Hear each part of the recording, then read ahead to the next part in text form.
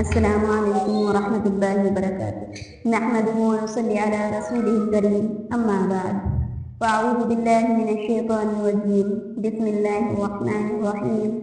یہ شعبان المعظم کے چند آخری ایام ہیں تو میں سمجھتی ہوں کہ استقبال رمضان مبارک کے موضوع پر کچھ گفتگو کرنی کی جائے۔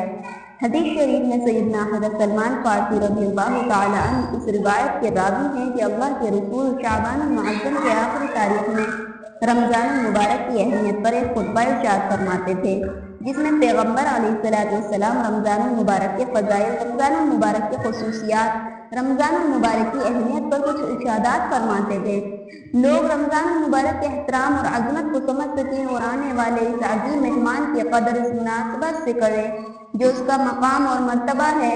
آج میں بھی اس خطبے میں رمضان پر کچھ باتیں عرض کرنا چاہتی ہوں، کچھ ضروری گفتگو جن کا تعلق لفظ روزے سے ہوگا اور کچھ باتوں کا تعلق رمضان المبارک کے مہینے سے ہوگا۔ عزیز ماؤں اور بہنوں، جس موضوع پر میں آج گفتگو کرنا چاہتی ہوں اس کے لیے میں نے قرآن مجید کی آیت کا سہارا لیا ہے۔ یا ایھا الذین آمنوا کتب علیکم الصیام کما کتب علی الذین من قبلکم لعلکم تتقون۔ اے ایمان والو، اللہ نے روزے کو تم پر فرض کیا ہے جیسا کہ تم سے پہلے لوگوں پر فرض کیا گیا تھا، تاکہ تم لوگ متقی اور پرہیزگار بن جاؤ۔ آپ اس آیت پر غور کریں گے تو آپ کو ایک عجیب بات سمجھ آئے گی۔ اس امت کے متعلق جتنے احکامات ہیں ان تمام میں اللہ تعالیٰ نے صرف امت کو حکم دیا ہے کہ یہ کام کرو، لیکن روزہ ایک ایسا عمل ہے جس کے حکم دینے سے پہلے قرآن مجید نے اس کی ترغیب بھی دی ہے۔ اے ایمان والو، کتب علیکم الصیام کما کتب علی الذین من قبلکم، تم پر روزے ایسے ہی فرض ہیں جیسا کہ تم سے پہلے لوگوں پر فرض تھا، کیونکہ روزہ ایک عجیب سی عبادت ہے جس میں آدمی کھانے سے رکتا ہے، پینے سے رکتا ہے، خواہشات سے اپنے آپ کو روک دیتا ہے۔ بہت ساری ایسی چیزیں جو عام حالت میں اس کے لیے جائز ہوتی ہیں روزے میں ناجائز ہو جاتی ہیں۔ اب یہ بہت بڑا بوجھ محسوس کرتا ہے کہ میں بلا وجہ کھانے سے رک گیا ہوں، پینے سے رک گیا ہوں، خواہشات پوری کرنے سے مجھے روک دیا گیا، کھانا سامنے ہے کھانے کی جرات نہیں کرتا، پانی سامنے ہے پینے کی جرات نہیں کرتی، پھل فروٹ سامنے رکھے ہوئے ہیں ان کی طرف ہاتھ نہیں بڑھاتی۔ یہ آدمی بڑا بوجھ سمجھتا ہے، سمجھتی ہیں۔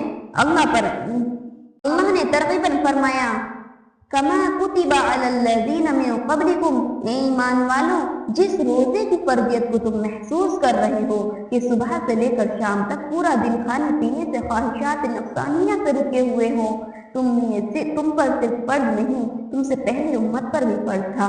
جب روزہ ان پر فرض تھا تو پھر تمہارے لیے کیا پوچھے؟ تم بھی سعادت اور غنیمت سمجھو۔ علماء نے لکھا ہے پہلے جتنی امتیں تھیں کوئی امت ایسی نہیں جس پر روزے کی فرضیت کا حکم نہ آیا ہو، حتیٰ کہ سیدنا آدم علیہ السلام کے متعلق مشہور ہے کہ جناب آدم ایام بیض کے روزے رکھا کرتے تھے، ہر ماہ کی 13، 14، 15 تاریخ کا روزہ رکھا کرتے تھے۔ سیدنا نوح علیہ السلام پر یوم عاشورہ کا روزہ فرض تھا۔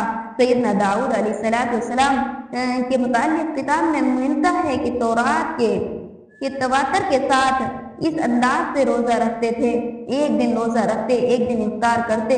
گویا یوں سمجھ لیجئے کہ سال میں 6 ماہ تک روزہ رکھا کرتے تھے، پھر 6 ماہ افطار کیا کرتے۔ سیدنا موسیٰ علیہ السلام کے قوم پر 40 دن کے روزے اللہ نے فرض کیے تھے۔ سیدنا عیسیٰ علیہ السلام کی قوم آج بھی 2 ماہ تک روزے رکھتی ہے۔ گویا کسی امت پر روزے کی تخفیف نہیں ہوئی، روزہ سب پر فرض تھا۔ سیدنا آدم علیہ السلام نے روزہ رکھا، پیغمبر نوح نے روزہ رکھا، ابراہیم خلیل اللہ نے روزے رکھے، سیدنا داؤد بالترتیب ایک دن چھوڑ کر ایک دن روزہ رکھا کرتے تھے۔ سیدنا موسیٰ علیہ السلام کو کوہ طور پر مسلسل 40 روز روزے رکھتے ہیں۔ حضرت عیسیٰ علیہ السلام نے اپنی قوم کو مسلسل 2 ماہ کے روزوں کا حکم دیا ہے۔ یہ روزے صرف امت محمدیہ رسول اللہ صلی اللہ علیہ وسلم پر فرض نہیں بلکہ پہلی امتوں پر بھی فرض ہے۔ اس لیے قرآن نے ترغیب کا جملہ استعمال کر کے کہا یا ایھا الذین آمنوا کتب علیکم الصیام کما کتب علی الذین من قبلکم، ایمان والوں تم پر روزے ایسے فرض ہیں جیسے پہلی امتوں پر فرض تھا۔ روزہ صرف آپ پر فرض نہیں، یہ وہ بڑی سعادت، دولت اور نعمت ہے جو پہلی امتوں میں بھی تھی، آپ کو بھی ملی۔ کتابوں میں لکھا ہے کہ سیدنا सैयदना आदम अलैहिस्सलाम जब जमीन पर उतारे गए, जन्नत का हुस्न, जन्नत के सारे कमालात जो आदम को अल्लाह ने जन्नत में अता फरमाए थे, और यकीनन हर जन्नती को जन्नत में मिलेंगे। बुढ़ापा कभी नहीं आएगा, बीमार कभी नहीं होगा, जिंदगी कभी खत्म नहीं होगी, कभी कोई परेशानी नहीं आएगी, मुसलसल नेमतें मिलेंगी, ऐसी नेमतें जिन पर कोई ज़वाल नहीं आएगा। इतने बड़े कमालात को हासिल करने के बाद सैयदना आदम अलैहिस्सलाम जब जन्नत से ज़मीन पर उतारे गए तो बहुत बड़ा फासला था। सैयदना आदम अलैहिस्सलाम सरंदीप इंडिया का एक इलाका है, वहां पर उतरे। हजरत हव्वा जद्दा में उतरी, एक दूसरे से दोनों जुदा हो गए। एक तरफ सैयदना आदम अलैहिस्सलाम को मुसलसल अल्लाह का खौफ, अल्लाह की जलालियत का डर कि अल्लाह ताला ने हुक्म दिया था ला तक़रबा हाज़िही शजरा, भूल कर नसियान के तौर पर कुरान कहता है आदम दिली तौर पर वो काम नहीं करना चाहते थे, भूल कर काम कर बैठे। एक तो उसका खौफ था, दूसरा रफीका हयात सैयदा हव्वा भी जुदा हो गई। दोनों में बहुत बड़ा फासला था। दोनों एक दूसरे को तलाश करते करते जहां मैदान अरफात है, उस अरफात में एक पहाड़ी है जिसको जबल नूर कहा जाता है। उस पहाड़ी पर सैयदना आदम और सैयदा हव्वा की मुलाकात हुई। मुलाकात के बाद सैयदना आदम मुसलसल रोते रहे, अल्लाह के हुजूर गिड़गिड़ाते रहे। अल्लाह ने तौबा कबूल फरमाई। जनाब आदम अलैहिस्सलाम ने कहा रब्बना वलमना अनफुसना व इन लम तग़फिर लना व तरहमना लनकूनन्न मिनल खासिरीन। तौबा के ऐलान के बाद एक दिन सैयदना आदम अलैहिस्सलाम ने अपना चेहरा आईने में या पानी में या किसी चीज में देखा। देखने के बाद ये एहसास हुआ कि जो हुस्न अल्लाह ने मुझे जन्नत में अता किया था, जो कमालात मुझे जन्नत में मिले थे, जो खूबियाँ मुझे जन्नत में मिली थी, जो जवानी मुझे जन्नत में मिली थी, जो इनामात मुझे जन्नत में मिले थे, जन्नत से जमीन पे आने के बाद वो हुस्न छिन गया, कमालात खत्म हो गए, खूबियाँ इम्तिहान के तौर पर वापस ले ली। आदम को बड़ा एहसास हुआ, इंतहाई दुख हुआ, आंखों से आंसू जारी हो गए। अल्लाह की बारगाह में दरख्वास्त किए, अल्लाह अगर तू मुझसे राजी है, मेरे इस हुस्न को दोबारा मुझे लौटा दे ताकि मैं तेरे इस इनाम और एहसान को दोबारा देख सकूं। तो अल्लाह की तरफ से आवाज आई, आदम अगर अपने कमालात को वापस लेना चाहते हो फिर तुम्हें 3 रोजे रखने पड़ेंगे। 13, 14, 15 तारीख का रोजा इत्तफाक की बात थी। वो ऐसे दिन थे कि जिन दिनों में रात को चांद मुनव्वर होता था, दिन को सूरज रोशन होता था, दिन भी रोशन रात भी रोशन। इसलिए रात और दिन की रोशनी की वजह से उन दिनों को अय्याम बीज कहा जाता है। सैयदना आदम अलैहिस्सलाम ने 13 तारीख का रोजा रखा, चेहरा देखा, हुस्न में इजाफा नजर आया। 14 को रोजा रखा, हुस्न में और इजाफा नजर आया। 15 को फिर रोजा रखा, वो कमाला और खूबियां जो ज़ाय हो चुकी थी अल्लाह ने दोबारा लौटा दी। जन्नत का गया हुआ हुस्न दोबारा वापस आ गया, गए हुए कमालात दोबारा वापस आ गए। इस पर आदम अलैहिस्सलाम का शुक्र अल्लाह का शुक्र अदा करने के लिए हर महीने 3 दिन रोजा रखा करते थे। उलमा ने लिखा है कि इन दिनों को अय्याम बीज कहा जाता है कि आदम का गया हुआ हुस्न दोबारा लौट आया। जनाब आदम ने इन दिनों में रोजे रखे थे जिनकी रातें भी सफेद, जिनके दिन भी सफेद मुनव्वर रोशन थे। यूँ समझने के हुस्न कमालात और अल्लाह की खोई नेमतों को दोबारा अगर हासिल करना हो तो इसका एक ही तरीका है कि अल्लाह की रजा के लिए रोजे रखें। एक हदीस है, हुजूर सल्लल्लाहु अलैहि वसल्लम फरमाते हैं, अपने अंदर खुदाई सिफात पैदा करो। जो अल्लाह की सिफतें हैं अपने अंदर पैदा करो। अल्लाह की क्या सिफात है? मतलब अल्लाह करीम है, अपने अंदर करम की सिफत पैदा करो। लोगों से सख्ती ना किया करो, नरमी किया करो। अल्लाह रहीम है, रहम की सिफत अपने अंदर पैदा करो। अल्लाह सत्तारुल अयूब है, लोगों के अयूब पर पर्दा डालते हैं। तुम भी अपने अंदर सिफ्त पैदा करो कि किसी का ऐब तुम्हारे सामने आए उसको जाहिर ना करो, इस पर पर्दे डाला करो। अल्लाह गफ्फारुज़ ज़ुनूब है, गुनाहों को बख्शने वाले हैं। अल्लाह कहार है, अगर शरीयत का मामला आ गया है, अपना बेटा क्यों नहीं, उसको अगर जूते मारने पड़े तो सिफत कहारियत का गुलाबा दिखाओ। अल्लाह जब्बार है, अगर पैगंबर की शरीयत का मसला आ गया है, सामने बीवी आड़ बनती है, बेटा आड़ बनता है, बेटी आड़ बनती है, उनको रास्ते से हटाने की कोशिश करो। और ये अल्लाह की सिफत जब्बारियत का गुलाबा आप पर जाहिर होगा। ये है अपने अंदर खुदाई सिफात पैदा करना, क्योंकि इंसान जमीन पर खुदा का खलीफा है, अल्लाह का नाइब है। और नाइब का माना ये होता है कि जो अहकामात अक्सर दे नाइब अमल करे, जो खूबियाँ बड़े आका में हों वो नाइब अपने अंदर पैदा करे। जो कमालात अल्लाह ने अपने अंदर रखे हैं वो अपने बंदों के अंदर अल्लाह पैदा करना चाहते हैं। वो करीम है, सिफत करम देना चाहते हैं। वो रहीम है, सिफत रहम देना चाहते हैं। वो सत्तारुल अयूब है, तुम अयूब पे पर्दा डालना सीखो। वो गफ्फारुल ज़ुनूब है, तुम गुनाहों को बख्शना सीखो। जो सिफत अल्लाह ने अपने अंदर रखी है उन सिफात का अक्स अल्लाह के बंदों में पैदा हो, यही माना कि आदमी अपने अंदर खुदाई सिफात पैदा करे। इन खुदाई सिफात में से एक सिफत यह है कि अल्लाह खाने से भी पाक है, पीने से भी पाक है और ख्वाहिशात नफ्सानिया से भी पाक है। हम ज़रूरतमंद हैं, मोहताज हैं, अल्लाह इन तमाम चीज़ों से पाक है। ये खुदाई सिफत पैदा करो कि वो नहीं खाता तुम ना खाओ, वो नहीं पीता तुम मत पियो, उसको ज़िंदगी में कोई ख्वाहिशात नहीं है, तुम भी उन चीज़ों से दूर हो जाओ। लेकिन ये आदमी के लिए बड़ा मुश्किल है। इस मुश्किल को आसान करने के लिए हुक्म दिया है कि तुम 24 घंटे इसके पाबंद नहीं रह सकते। चलो साल में तुम्हें एक माह ऐसा दे दिया गया है जिसकी रातों को खाने की इजाज़त है, पीने की इजाज़त है, सुकून की इजाज़त है, ख्वाहिशात नफ्सानिया के पूरा करने की इजाज़त है, अपनी बीवियों के पास जाने की इजाज़त है। लेकिन कम अज कम रात दिन का इतना हिस्सा कि तुलू फजर से गुरूब शम्स तक तुम अपने आप पर कंट्रोल कर लिया करो कि वो अल्लाह खाने से पाक तुम खाने से पाक, वो अल्लाह पीने से पाक तुम पीने से पाक, वो अल्लाह बीवियों से पाक तुम दिन को बीवी से पाक, वो अल्लाह ख्वाहिशात से पाक तुम ख्वाहिशात से पाक रहो। अपने अंदर इतनी सिफत पैदा कर लो तो जो अल्लाह की सिफत है वो मखलूक में आएंगी।